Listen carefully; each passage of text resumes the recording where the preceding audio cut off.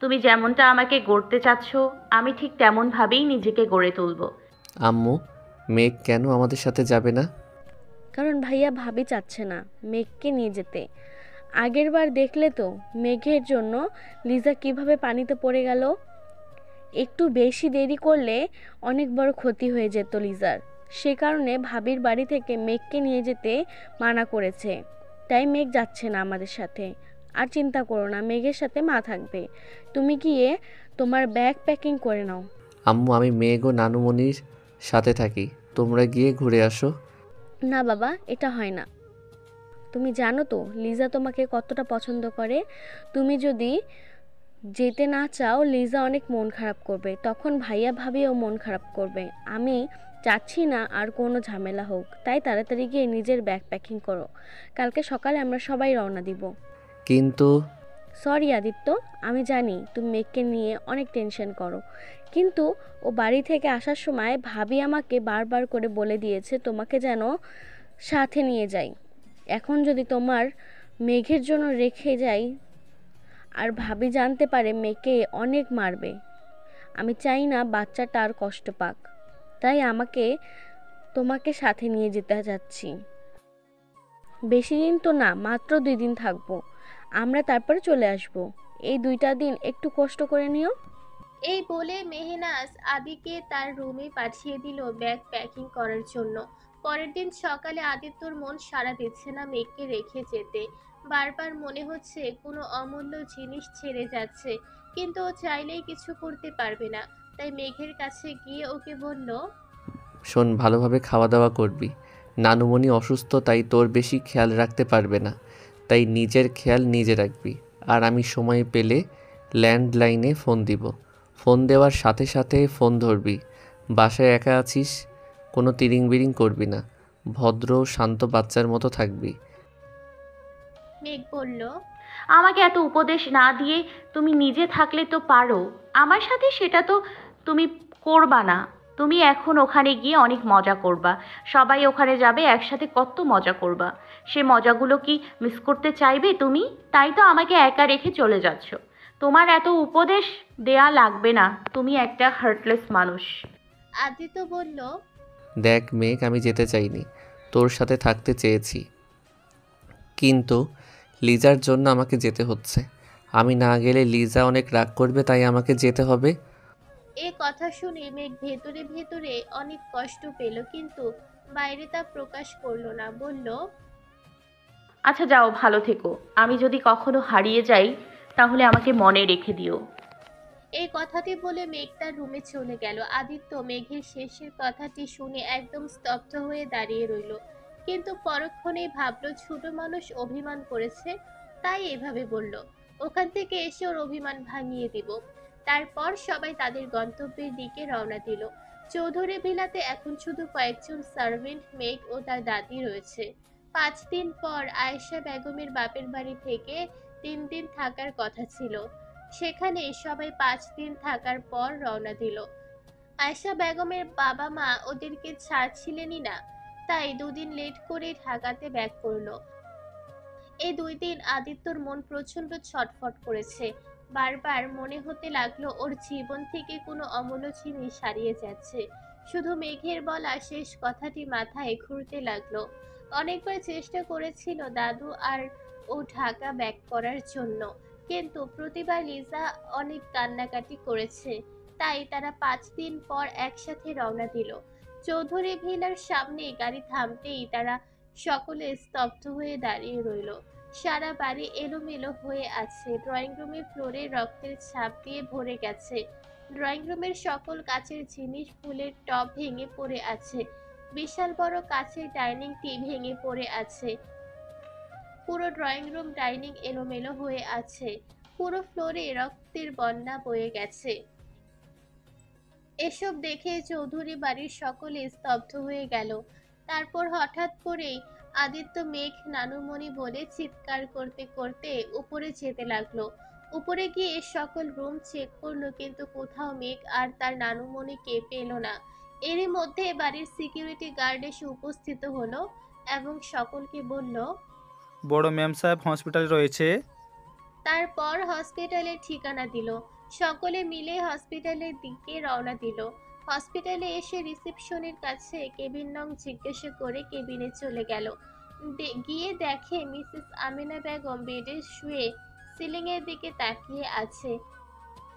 ডাক্তারের সাথে কথা বলে জানতে পারলো 2 দিন ধরে উনি হসপিটালে এবং আধা ঘন্টা আগে তার জ্ঞান ফিরেছে।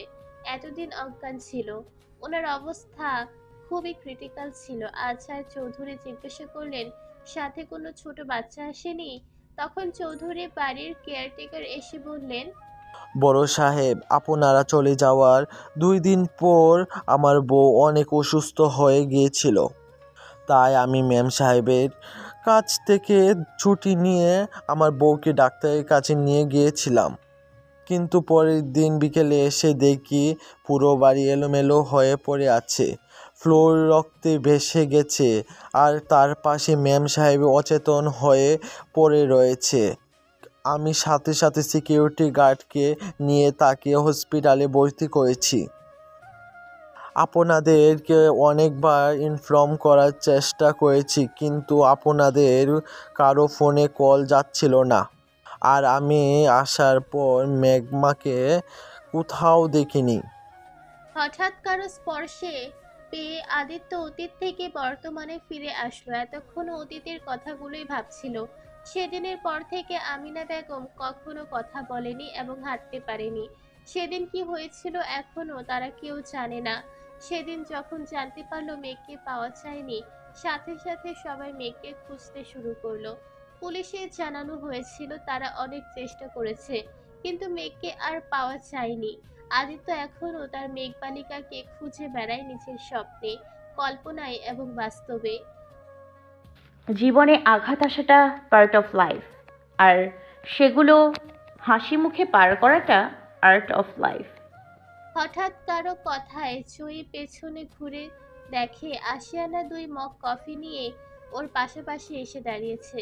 উক্ত কথাটি আশিয়ানা বলেছে, কি ভাবতেছিস? কালকে না তোর বিডিতে ব্যাক করার কথা? ব্যাগ প্যাকিং করেছিস? যাওয়ার ইচ্ছা করতেছে না। বিটিতে গেলে আবার সেই মানুষটির সামনাসামনি হতে হবে। একই বাসায় আমাদের দুজনেরই অবস্থান। ওখানে গেলে আমি আবার ক্ষতবিক্ষত হয়ে যাব।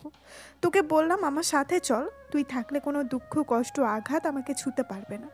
চল না আমার সাথে। আমি কি একবারও বলেছি যে আমি বিডিতে যাব না?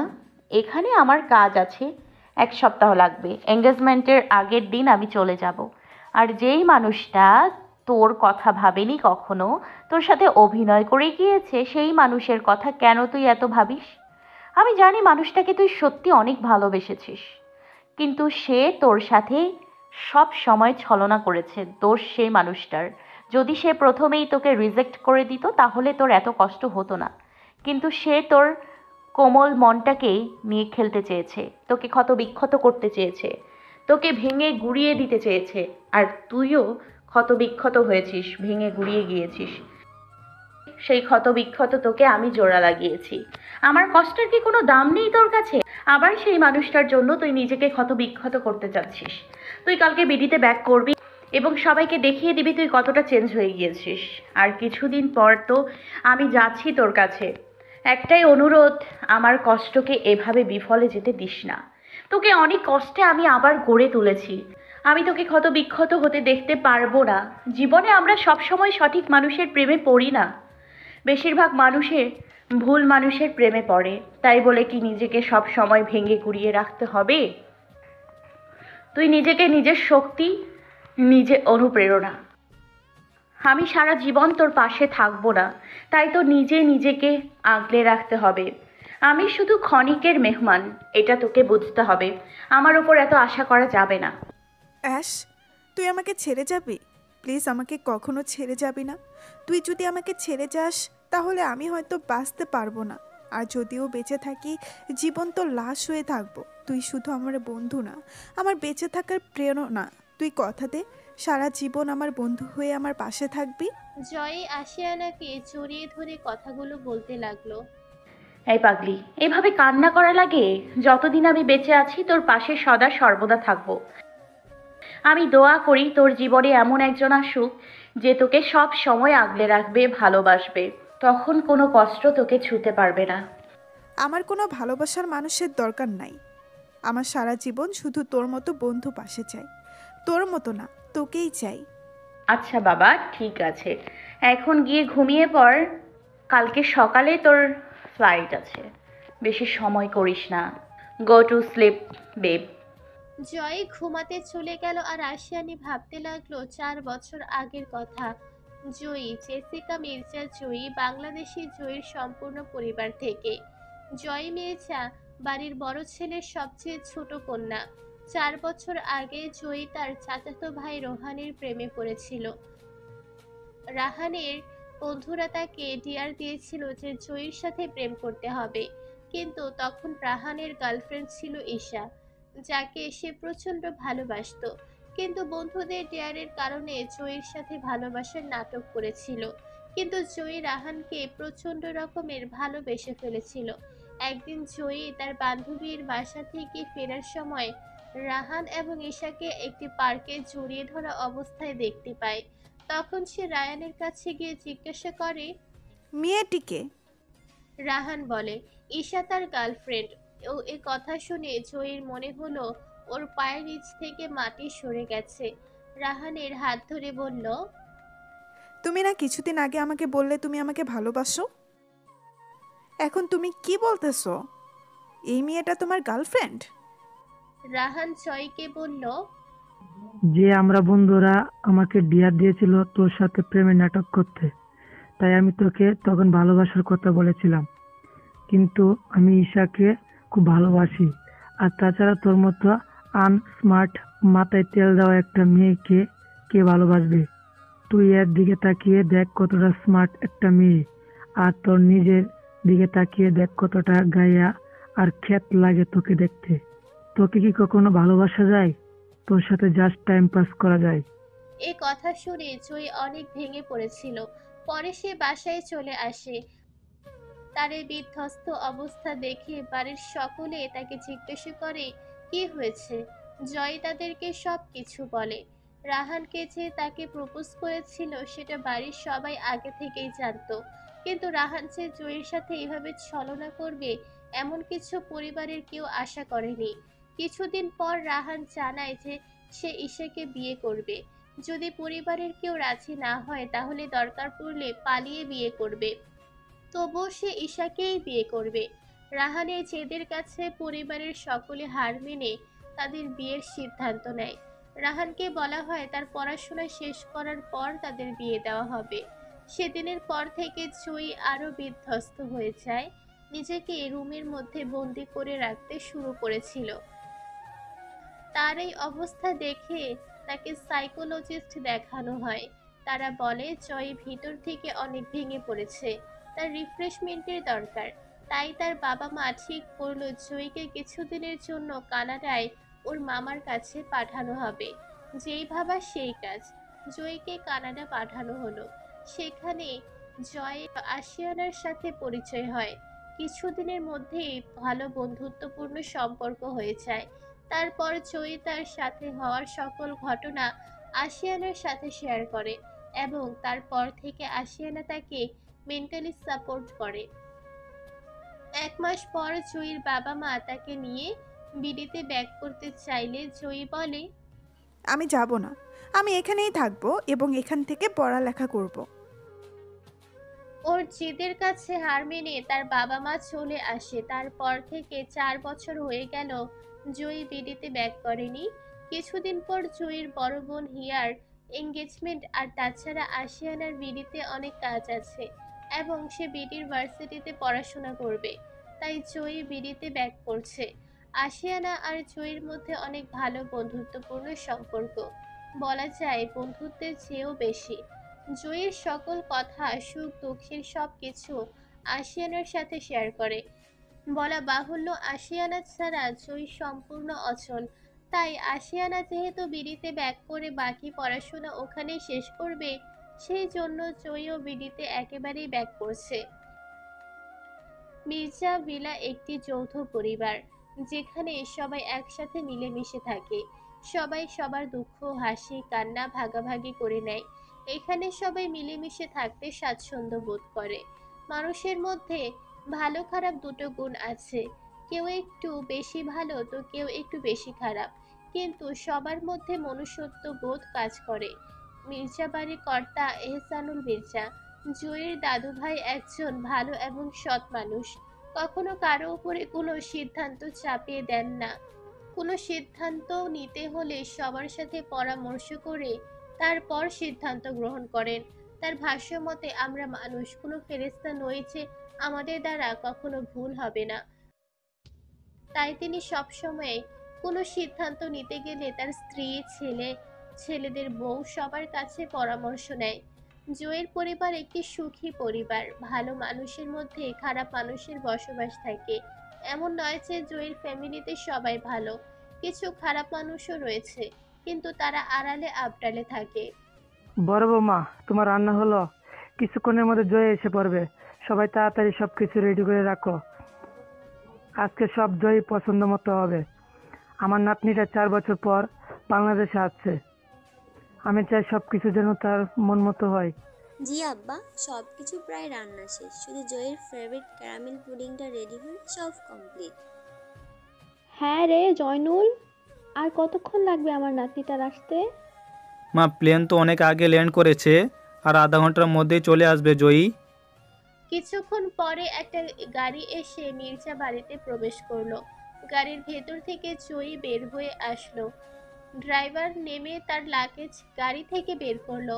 কেয়ারটেকার এসে লাগেজ নিয়ে বাড়ির ভেতরে চলে গেল। বাড়ির সকল সদস্য বাইরে বের হয়ে জয়ীকে নিয়ে বাসায় প্রবেশ করলো। এতগুলো বছর পর জয়ীকে নতুন রূপে দেখে সবাই সারপ্রাইজ হয়ে গেছে, বিশেষ করে রাহান। সে জয়ীকে রিজেক্ট করেছিল তার গাইয়া এবং ক্ষেত লোক দেখে, কিন্তু এখন জয়ী অনেক স্টাইলিশ হয়ে গেছে, তার সাথে মানসম্মত ড্রেস। জয়ীকে দেখে দাদি বুকে জড়িয়ে নিলেন। ওর সকল নাতি নাতনি চেয়ে জয়ীকে সবচেয়ে বেশি আদর স্নেহ করেন। 4 বছর পর নিজের প্রাণপ্রিয় নাতনিকে দেখিয়ে নিজের আবেগ সামলাতে না পেরে কান্না করে দিলেন তিনি। জয়ী তার দাদিকে জড়িয়ে ধরিয়ে সান্ত্বনা দিল এবং বলল, এভাবে কান্না করলে আমি কিন্তু আবার চলে যাব। জয়ীর দাদি মন খারাপ করে বলল, তুই কি থাকতে আসছিস? হিয়ার বিয়ের পর তো তুই আবার চলে যাবি। জয়ী তার দাদিকে ভালোভাবে জড়িয়ে নিয়ে বলল, এই যে এসেছি, আর যাচ্ছি না। জয়ের মুখে এ কথা শুনে বাড়ির সকলে অনেক খুশি হয়ে গেল। যাক, বাড়ির মেয়ে তবে একেবারে বাড়িতে ফিরে এসেছে। জয়ী উপরের রুমে গিয়ে ফ্রেশ হয়ে ডাইনিং এ এসে বসলো। একটি বারের জন্য সে রায়হানের দিকে তাকায়নি, কিন্তু রাহান কিছুক্ষণ পর পর আর চোখে জয়ীকে দেখছে। কিছুক্ষণের মধ্যে সকলে ডাইনিং টেবিলে উপস্থিত হলো। ঈশা গিয়ে রাহানের পাশের চেয়ারে বসলো। জয়ী একবার সেদিকে তাকিয়ে চোখ সরিয়ে নিল, অতঃপর খাওয়া দাওয়া শুরু করলো। কিরে জয়ী, তুই একলা আসলি যে? পুতুলকে নিয়ে আসলি না কেন? তোকে বারবার বললাম যে পুতুলকে নিয়ে বিড়িতে আসতে। আম্মু, আমি বলেছিলাম আমার সাথে আসতে, কিন্তু অ্যাশ এর কিছু কাজ রয়ে গেছে কানাডাতে, তাই ওগুলো শেষ করে 1 সপ্তাহের মধ্যেই চলে আসবে। আর তোমাদের জন্য একটা গুড নিউজ আছে, সেটা হলো তোমার পুতুল একেবারের জন্য বিডিতে ব্যাক করতেছে। এখানকার ভার্সিটিতে অ্যাডমিশন নিয়েছি।